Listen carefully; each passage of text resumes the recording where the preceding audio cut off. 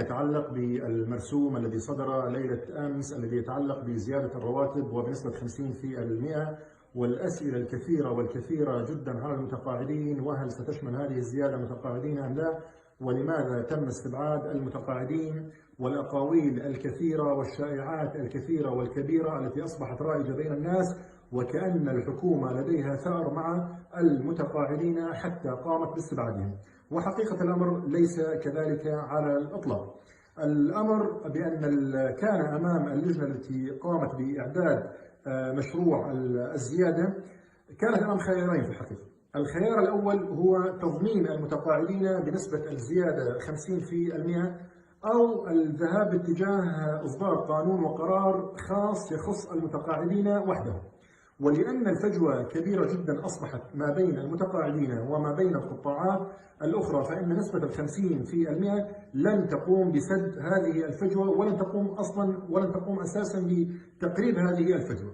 لذلك ذهبت هذه اللجنة باتجاه الخيار الثاني، وهو خيار إصدار قانون وقرار يخص المتقاعدين ويقوم على تحسين أوضاعهم. كل التفاصيل وكل الأقاويل وكل الإشاعات ليست حقيقة، وهي مجرد إشاعات وأقاويل، ولا يوجد أي شيء متعمد ولا يوجد أي شيء مقصود، ولكن الحكومة ووزارة المالية ارتأت أن تقوم بإصدار قرار خاص يخص المتقاعدين. وبالفعل خلال الشهر الماضي قامت الأمانة العامة لرئاسة الجمهورية بعقد 4 اجتماعات متخصصة فقط لدراسة أوضاع المتقاعدين، ووضعت كل مشاكل المتقاعدين بما في ذلك أجورهم والحد الأدنى لأجورهم وراتبهم على الطاولة. وقامت بدراسة قانون سيصدر قريبا جدا يتعلق بالمتقاعدين. فلذلك في أن موضوع المتقاعدين سيكون موضوع مستقل وموضوع خلال الأيام قادمة، وأنا لا أتكلم بالهواء ولا أتكلم بمعلومات غير مؤكدة. فكما تكلمت سابقا عن موضوع المتقاعدين ما بعد عام 2011 وصدر القرار بشأنهم، وكما تحدثت عن تصحيح الرواتب والأجور وتم تصحيح الرواتب والأجور،